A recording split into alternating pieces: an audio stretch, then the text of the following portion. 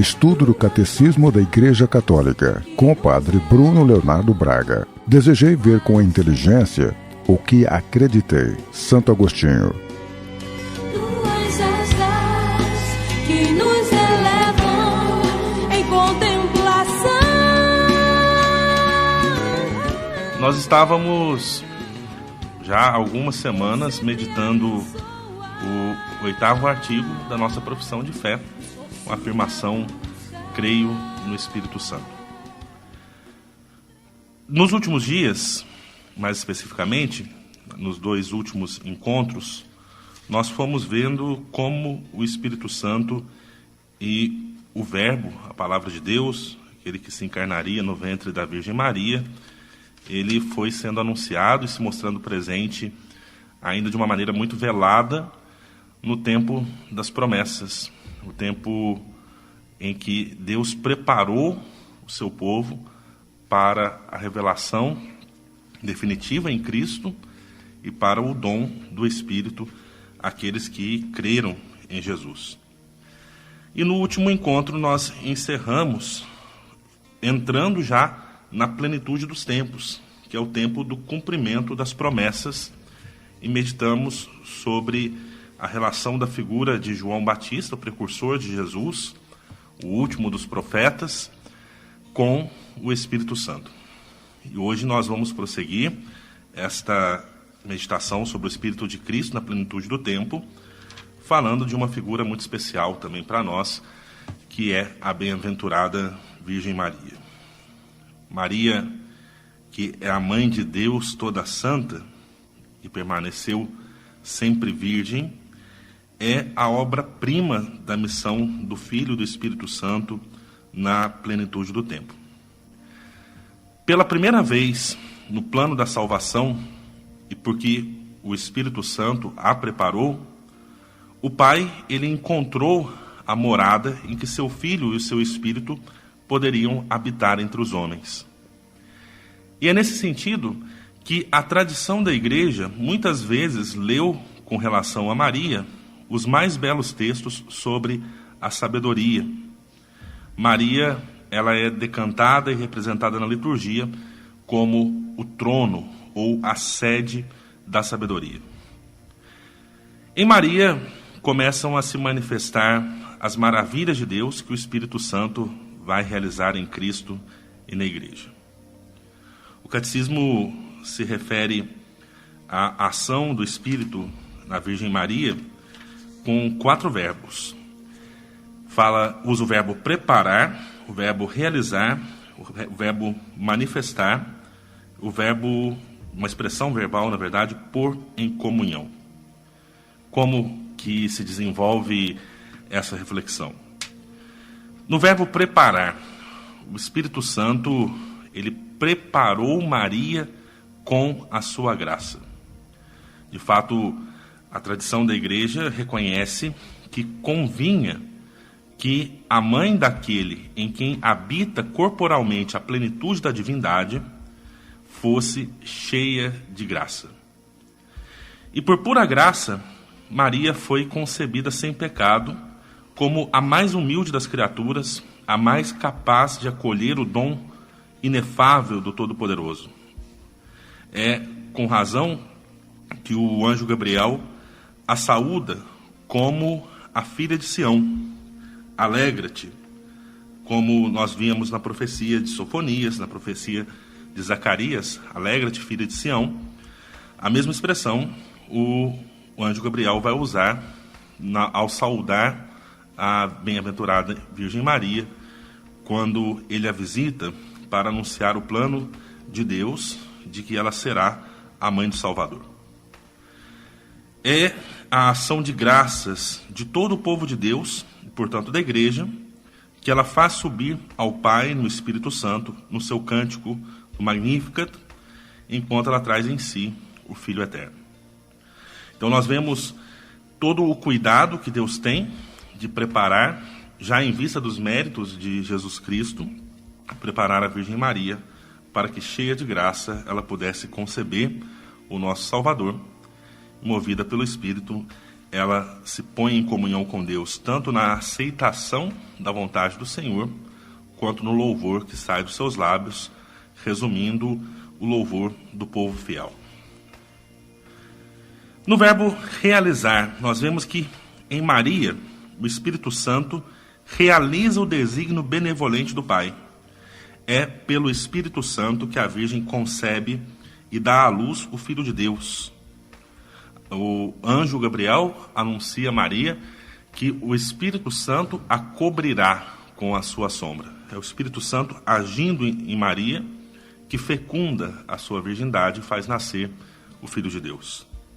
A virgindade de Maria, pelo poder do Espírito Santo e da fé, vai se transformar em fecundidade única.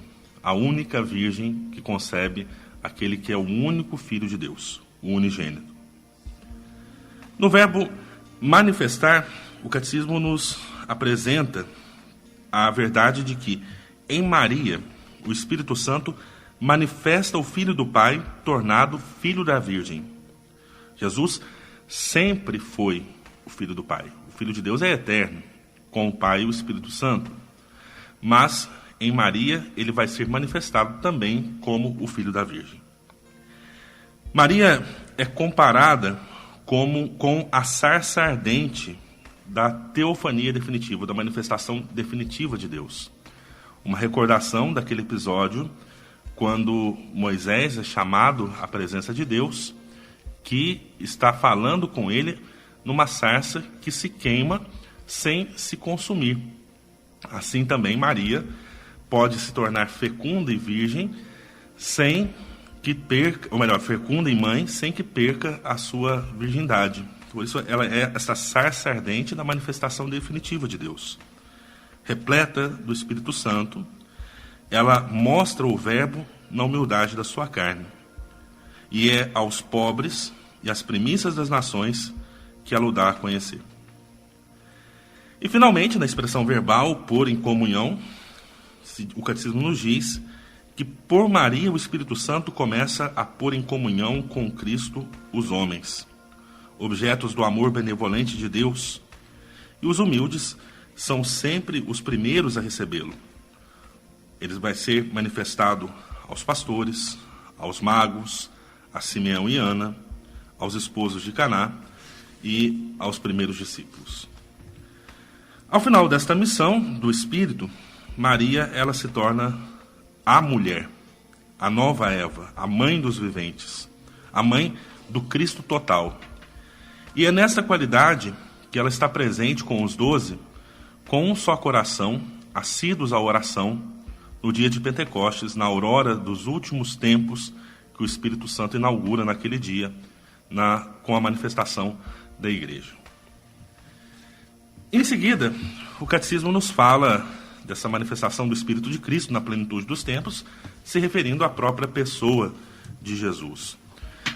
Na verdade, toda a missão do Filho e do Espírito Santo na plenitude do tempo, nesse cumprimento das promessas de Deus, ela está contida no fato de o Filho ser um ungido do Espírito do Pai desde a sua encarnação. Jesus, ele é o Cristo, é o Messias, nós já dissemos isso, justamente porque ele é ungido com o Espírito Santo. Todo o segundo capítulo da nossa profissão de fé, que nós meditamos ao longo de meses, nos referindo à pessoa de Jesus Cristo, ele tem que ser lido sob essa luz. Ele é o Cristo, ele é o ungido. Toda a obra de Cristo é missão conjunta do Filho e do Espírito Santo. Por isso, nesse ponto, o catecismo ele menciona somente aquilo que diz respeito à promessa do Espírito Santo feita por Jesus e o dom do Espírito Santo pelo Senhor glorificado. Ou seja, não é uma referência à união da missão de Jesus com o Espírito, mas a promessa que ele faz aos seus discípulos e o cumprimento dessa promessa com o envio do Espírito Santo em Pentecostes. Jesus, ele não revela plenamente o Espírito Santo enquanto ele mesmo não é glorificado pela sua morte e ressurreição. Mas pouco a pouco, ao longo da sua missão, do seu ministério público, Jesus, ele vai, por meio dos seus ensinamentos, revelando o Espírito Santo, sugerindo a ação e a presença do Espírito Santo. Isso nós vemos quando ele revela que a sua carne será alimento para a vida do mundo, lá no 6º capítulo do Evangelho de São João, no discurso do Pão da Vida.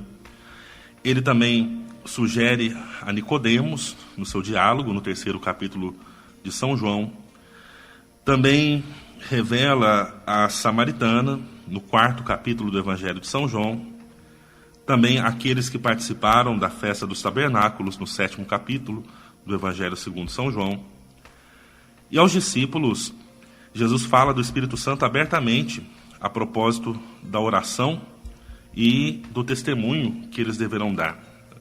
Ele diz que eles não devem se preocupar com aquilo que eles vão falar, porque é o Espírito Santo que vai falar por eles. Nós podemos conferir passagens a respeito disso em Lucas 11, versículo 13, em Mateus 10, versículos 19 a 20. E é só quando chega a hora em que ele vai ser glorificado que Jesus promete a vinda do Espírito Santo, porque a sua morte e ressurreição serão o cumprimento da promessa feita aos apóstolos. O Espírito da verdade, o Paráclito, ele vai ser dado pelo Pai a pedido de Jesus. Ele será enviado pelo Pai em nome de Jesus. Jesus vai enviá-lo de junto do Pai, porque ele procede do Pai. E o Espírito Santo virá, nós o conheceremos, ele estará conosco para sempre. Ele permanecerá conosco, ele nos ensinará tudo, nos lembrará de tudo o que Cristo nos disse. Ele dará testemunho, vai nos conduzir à verdade inteira e vai glorificar a Cristo. Quanto ao mundo, vai ser confundido em matéria de pecado, de justiça e de julgamento. E finalmente, chega a hora de Jesus. Jesus, na cruz, entrega o seu Espírito nas mãos do Pai, no momento em que, por sua morte, é vencedor da morte. De maneira que, ressuscitado dos mortos pela glória do Pai, ele dá imediatamente o Santo soprando sobre os seus discípulos. E ressuscitado, no primeiro dia da semana, Jesus se coloca junto aos discípulos, reunidos naquela sala, e sopra sobre eles, dizendo: recebei o Espírito Santo. Então, a partir dessa, a missão de Cristo do Espírito passa a ser a missão da igreja. Como o Pai me enviou, também eu vos envio, após soprar o Espírito Santo, Jesus. E nós vamos, no nosso próximo encontro, sobre a igreja nos últimos tempos, vendo como isso acontece após a hora da glorificação de Jesus.